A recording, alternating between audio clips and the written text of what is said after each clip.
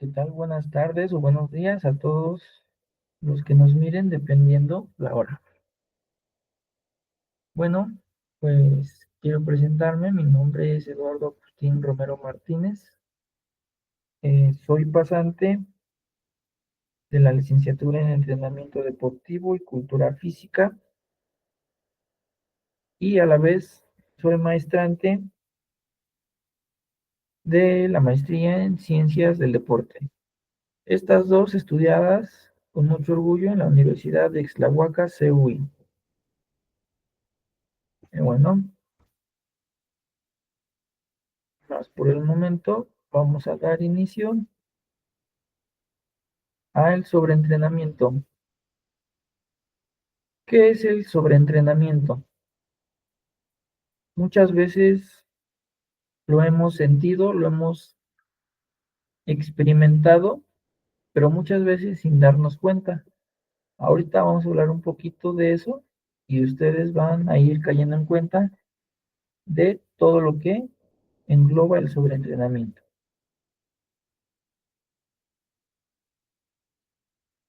Bien, como lo decía, vamos contextualizándonos y bueno, el ejercicio físico puede provocar efectos tanto positivos como negativos.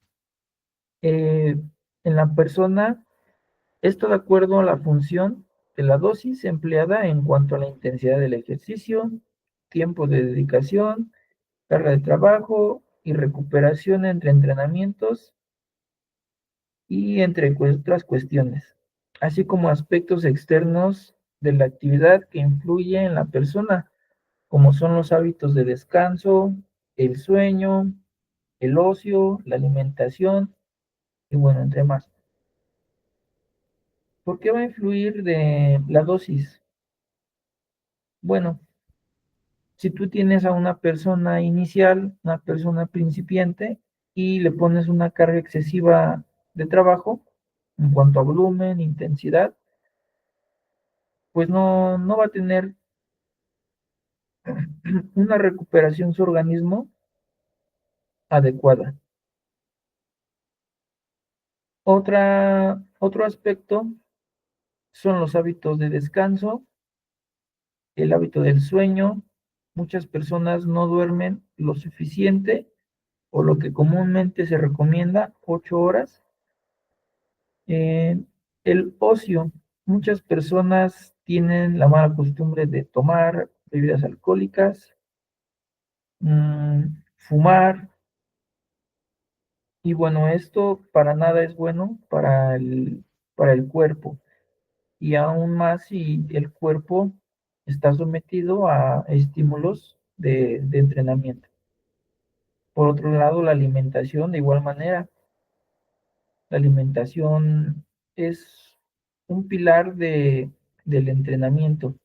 Entonces, si tú no estás alimentándote adecuadamente, acorde a tu objetivo, pues será muy difícil ver resultados y por ende podemos sufrir sobreentrenamientos o lesiones. Bien, como lo mencionaba anteriormente, el ejercicio físico puede provocar efectos y estos pueden ser positivos como negativos en la persona en función de la dosis. Bien, algunos efectos positivos podrían estar relacionados con la práctica moderada del ejercicio físico.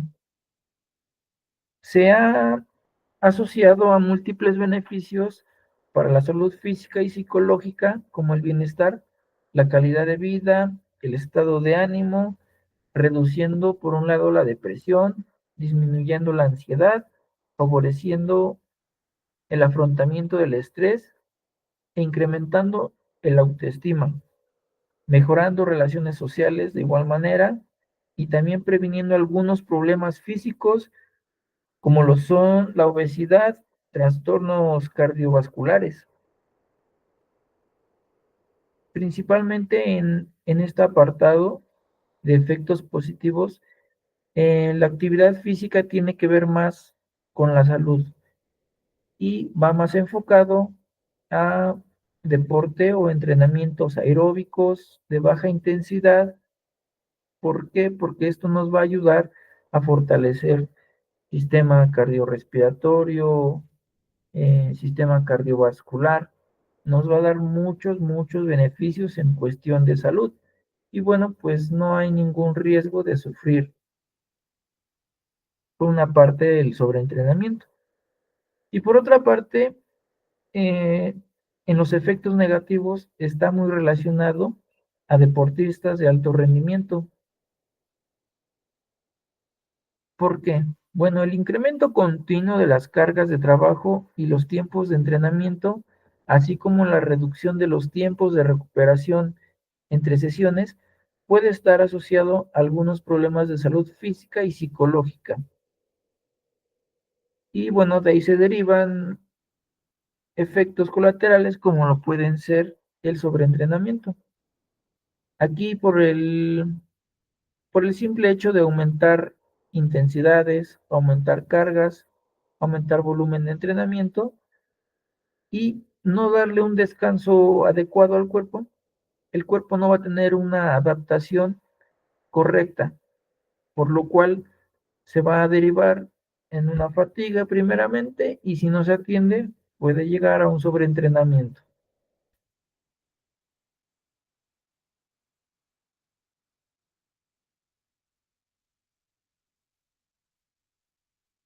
Y bueno,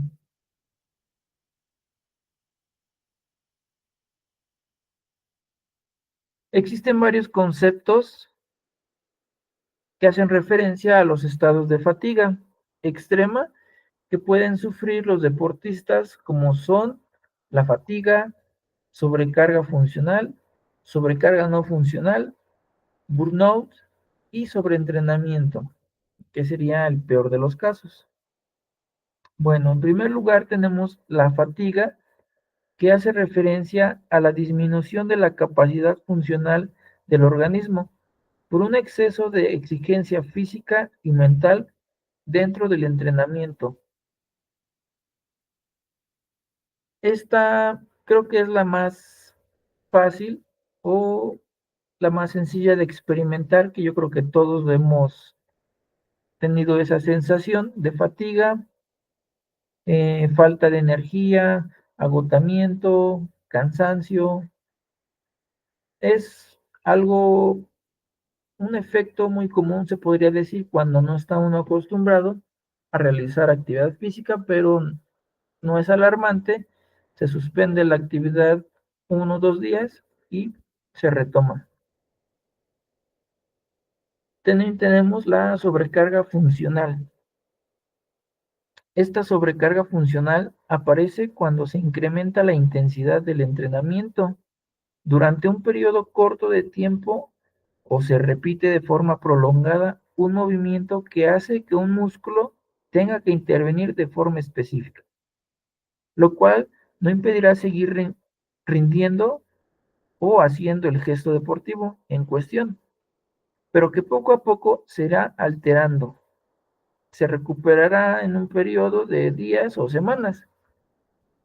La sobrecarga funcional, bueno, pues hace énfasis a incrementar la intensidad del entrenamiento en un tiempo muy corto, es decir, el cuerpo no está teniendo las adaptaciones que tú le estás dando de, de más, ¿no?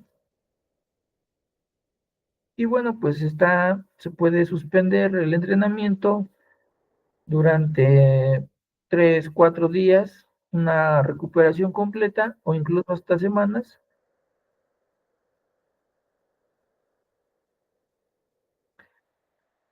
Y bueno, por otro lado está la sobrecarga no funcional, que bueno, se refiere al estado de sobrecarga extrema provocada por el desequilibrio sostenido entre el organismo y la carga del entrenamiento, por repetición del movimiento, teniendo la necesidad de cesar la actividad o pudiendo llegar incluso a la lesión deportiva. Aquí el periodo de recuperación necesario es más amplio, pudiendo alcanzar desde semanas o meses.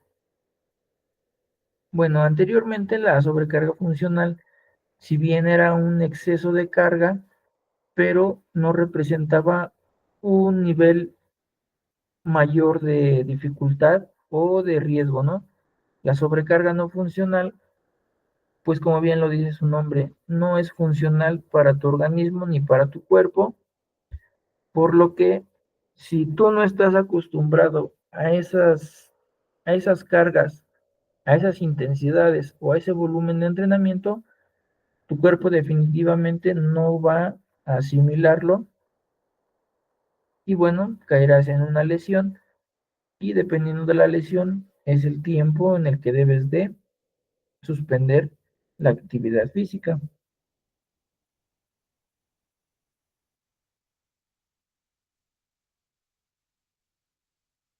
Bien, también tenemos el burnout.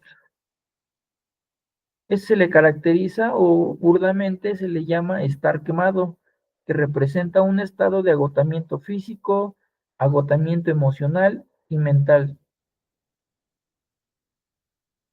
Este autor también lo define como un cuadro amotivacional profundo que conduce a una pérdida de interés y de la asunción de responsabilidades. Bueno, si nos damos cuenta anteriormente, se enfocaban más a lo físico y a partir de este burnout también engloba ya lo que es la mente, que el cuerpo no solamente se agota física, sino también mentalmente. Alguno de sus síntomas, aquí lo dice la amotivación, ¿no? Cuando se empieza a perder el interés de realizar ejercicio físico, dicen, mejor me quedo en mi casa, ¿no? O mejor no salgo a correr hoy. Y bueno, se pierde ese interés. ¿Por qué? Porque estás agotado tanto físico como emocional y mentalmente. Y bueno, la recuperación en los casos del burnout dura varios meses o incluso años. Y bueno, se recomienda tomar terapia para mejorar de manera correcta. Y bueno, aquí tenemos el sobreentrenamiento a corto plazo, que se caracteriza por síntomas como fatiga física y mental, mal humor, apatía y trastornos del sueño, entre otros más. Aquí, bueno, pues ya es un poco más alarmante el sobreentrenamiento a corto plazo, ¿no? Ya es una pequeña acumulación de cosas que venimos dejando a un lado y bueno, pues es fácil de caracterizar con la fatiga física, la fatiga mental, estar de mal humor, no dormir bien. Y bueno, en este momento, este estado aún es fácil y reversible. ¿Por qué? Bueno, porque se interrumpen las sesiones de entrenamiento deportivas. ¿Para qué? Para dar a tu cuerpo, tanto física como mentalmente, la recuperación que necesita para poder dar otro estímulo. Y bueno, el sobreentrenamiento a largo plazo, perdón, cuando existe un déficit de recuperación, el estado de saturación que definamos anteriormente se cronifica y hablamos de sobreentrenamiento a largo plazo. ¿Qué nos quiere decir? Que bueno, es lo acumulable al anterior, que es sobreentrenamiento a corto plazo.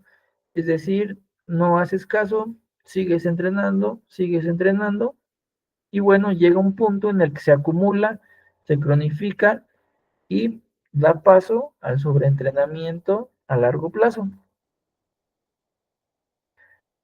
Eh, este autor, Kellman, lo define en el 2002 como un síndrome que aparece cuando un entrenamiento intenso o demasiado prolongado excede la capacidad de recuperación del organismo.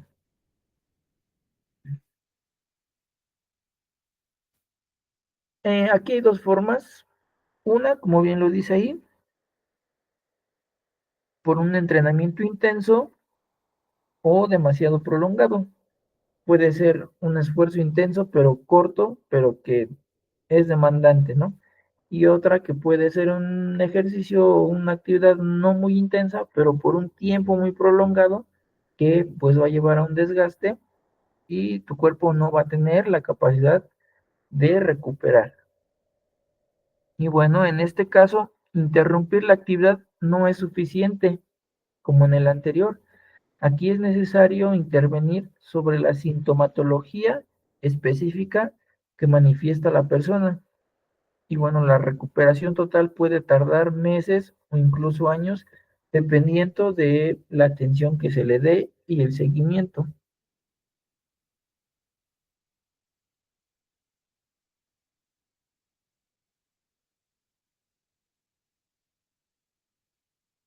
Y bueno, aquí tenemos una imagen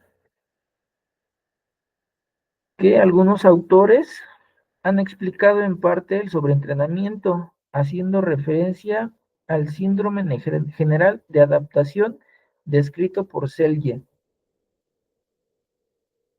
Y bueno, en esta imagen, si la interpretamos, se puede reflejar la progresión, se podría decir, de el sobreentrenamiento. Y bueno, en primer lugar, tenemos la personita a la cual se le va a dar un estímulo. Ese estímulo va a ser el entrenamiento, la intensidad, el volumen, en pocas palabras, la carga de trabajo. Cuando eso se le da, la persona tiene o cae en un estado de fatiga, que es común, a todos nos pasa, caemos en un estado de fatiga, el cuerpo está cansado y bueno, esa se le llamaría una fase de alarma en la cual el cuerpo está dolorido, sientes cansancio, agotamiento. Ahí vamos a tener obligatoriamente un periodo de descanso en el cual en ese descanso se van a dar adaptaciones al estímulo que se dio previamente, por lo cual vamos a tener una compensación, es decir, volvemos a hacer el entrenamiento, pero ya no vamos a tener los mismos efectos que tuvimos como la primera vez o al inicio. Cuando nosotros nos adaptamos a ese estímulo, ahora viene un nivel más arriba, que es la supercompensación. En esa supercompensación no solo ya no nos va a, a causar malestar ese estímulo, sino que dices, ya no me hace nada, ¿no? Necesito un poquito más. Es ahí cuando se incrementa volumen, puede ser intensidad, puede ser tiempo, puede ser recuperación, puede ser de varias formas. ¿Para qué? Para ir mejorando y subir el rendimiento de la persona. A eso se le llamaría la supercompensación. Ahora bien, si tú mantienes esa supercompensación muy alargada, es decir, sin descanso, sin etapas transitorias, pues es muy probable que tu atleta se te lesione o tenga un sobreentrenamiento, como bien lo decía anteriormente en los apartados que describí, que puede ser por una actividad intensa o por una actividad muy prolongada. Bueno, pues es eso. Si tú tienes esta fase muy prolongada, es muy, es muy probable que tu atleta o la persona entrenada tenga un sobreentrenamiento. Por eso recomienda él esta fase de agotamiento o fase transitoria, que no es más que bajar las cargas de trabajo. tanto intensidad, volumen, recuperación, entre otros, con el fin de que la persona tenga un descanso, el cuerpo regenere nuevamente, tenga adaptaciones en el organismo y posterior a ello vamos a incrementar a una supercompensación aún más alta, pero como lo menciono anteriormente, teniendo un descanso para que el cuerpo tenga la capacidad de regenerar.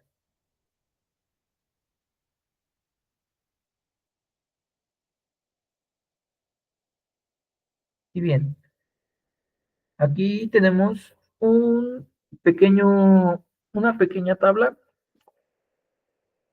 que aunque parezca grande, créanme que son pocos, pero está resumida, en la cual nos muestra síntomas de sobreentrenamiento. Tenemos síntomas generales, entre ellos está el cansancio, el insomnio, pérdida de apetito, disminución de peso corporal, cefalias, dolores musculares. Esas son las sintomatologías generales, ¿no? Las más fáciles pues, de detectar. Síntomas psicológicos, que puede ser la depresión, la ansiedad, el descenso de la autoestima, apatía, disminución de la concentración, fatiga mental, inestabilidad emocional, desinterés. No, perdón. Ok, esos serían algunos de los síntomas psicológicos. Por otra parte, también tenemos síntomas bioquímicos que no son pues tan fácil de detectar, ¿no? Uno puede andar por la vida y pensar que va bien, pero bueno, en estos casos aumenta la urea, aumenta el ácido úrico, el amoníaco basal, el cortisol. eh, en esta fase disminuye la testosterona, la hemoglobina, el hierro. Si nos damos cuenta, todo lo que aumenta es lo que nos daña y todo lo que disminuye es lo que nos estaría haciendo bien al cuerpo para tener las adaptaciones y mejor rendimiento deportivo.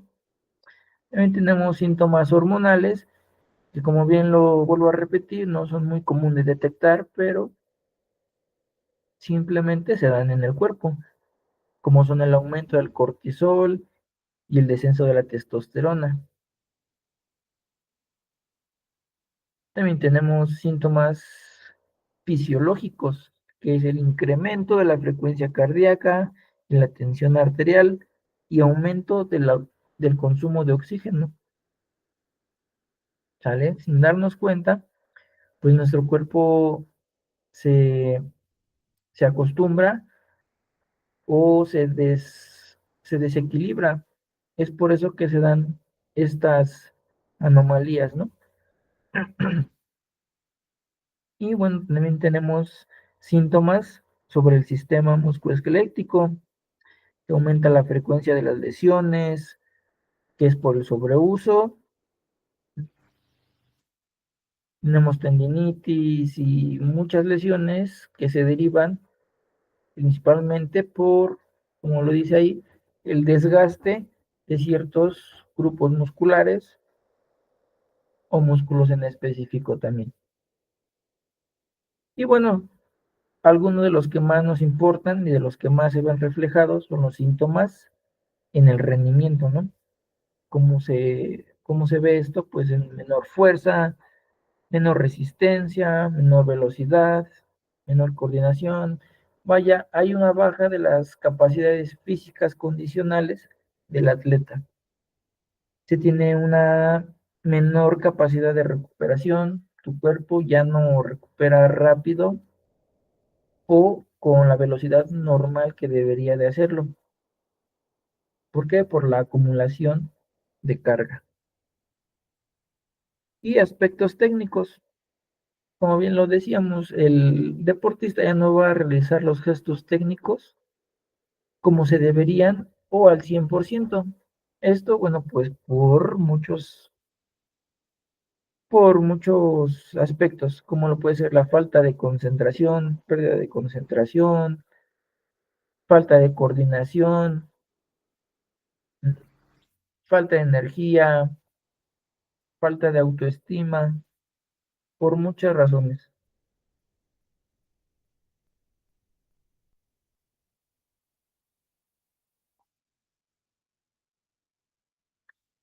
Y bueno, dentro de todo esto del sobreentrenamiento, tenemos instrumentos que, bueno, pues nos ayudan a determinar o evaluar el sobreentrenamiento.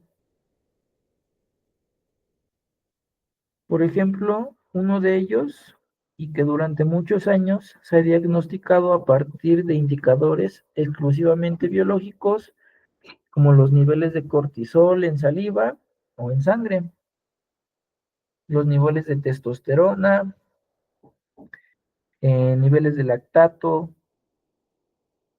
pero no obstante, monitorizar estas medidas en este caso requiere de pruebas invasivas a tu cuerpo y bueno, el análisis es 100% por laboratorio, lo cual hace que sea costoso y bueno, aún así sus resultados no son 100% confiables, por lo cual si no eres un atleta de alto rendimiento o solvencia económica, pues creo que hay otras opciones que serían buenas para determinar si tienes sobreentrenamiento.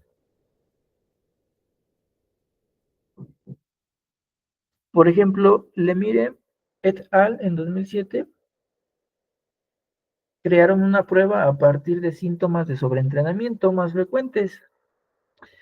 Esta prueba se denomina Short Overtrain Symptoms Questionnaire, que consta de 5 preguntas en las que se debía valorar de 1 mínimo a 10 máximo, en una escala de tipo Likert, cuando se había sentido la persona últimamente en cuanto a la calidad del sueño, el apetito, la energía, las ganas de entrenar y la calidad del entrenamiento.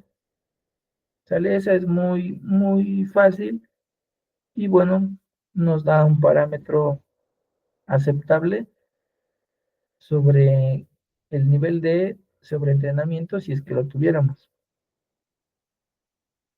Bueno, por otro lado está un cuestionario de síntomas de sobreentrenamiento, que la prueba recoge los síntomas más representativos del sobreentrenamiento. Los autores desarrollaron un cuestionario de 58 ítems o preguntas con una respuesta dictómica, donde debe señalarse sí o no, según se haya padecido o no durante el último mes la sintomatología que muestra el ítem. A partir de 20 ítems señalados, ya se considera que existe un sobreentrenamiento y bueno, de ahí sus derivaciones y porcentajes. Y cuarto, el cuarto instrumento para medir sobrecarga es el Profile of Mod States, diseñado inicialmente para un ámbito clínico y bueno, es considerado un instrumento importante en la psicología del deporte debido a la relación existente entre los estados de ánimo y el rendimiento deportivo. La versión original de este instrumento consta de 65 objetivos en los que se debe valorar en una escala tipo Likert el grado de dificultad o de identificación en cada uno de ellos, desde 0 que es nada o 4 que es mucho. Los ítems se agrupan en escalas de tensión que refleja un aumento en la tensión musculoesquelética, va más enfocado a lo muscular. También evalúa la depresión, que se refleja en un bajo estado de ánimo o un estado de ánimo deprimido. También evalúa la cefalia, que muestra un estado de ánimo en enfado o apatía ante los demás. También se evalúa el vigor, que bueno, este representa un estado de elevada energía, la fatiga, que representa un estado de baja energía. También se evalúa la confusión, que se caracteriza por confusión mental y el desorden. Y también se evalúa la amistad, que es el reflejo del nivel de rechazo hacia los demás. Como podemos darnos cuenta, inicialmente se centraban, o la sobrecarga se centraba en un estado físico, solamente se centraban en lo físico. Posteriormente, bueno, se dieron cuenta que el estado de ánimo, el estado mental de la persona influye muchísimo en el rendimiento de la persona. ¿Sale? Entonces es importante conocer también esos aspectos de un atleta.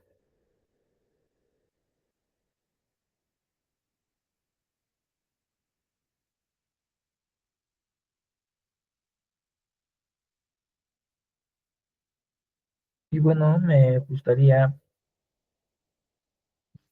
cerrar con una pequeña conclusión, que bueno, sería: tú como entrenador debes de conocer básicamente principios del entrenamiento, componentes de la carga. Tienes que tener bases de sistemas energéticos, conocer incluso a tu atleta, a tu entrenado. ¿Por qué? Porque como ya nos dimos cuenta, no solamente se basa en lo físico, sino que tenemos de saber él cómo está mentalmente, cómo está emocionalmente, para de ahí partir y poder planificar personalizadamente y sistematizadamente, progresivamente, a lo que él requiere. Y bueno, pues esto es lo que yo puedo compartirles un poquito de sobre el tema de la sobrecarga o sobreentrenamiento, que bueno, es prevenible sabiendo dosificar, como les repito, sabiendo de principios de entrenamiento, en general teoría del entrenamiento, ¿no? Sabiendo en teoría del entrenamiento, pues es prevenible todo este rollo, ¿no? Del sobreentrenamiento.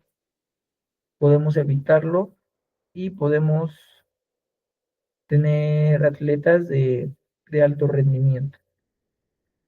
Sin más por el momento, muchas gracias. Aquí les dejo una bibliografía, que es donde yo retomé la información. Hay muchísimas más, pero a mi parecer esta está muy, muy completa. Y bueno, muchas gracias.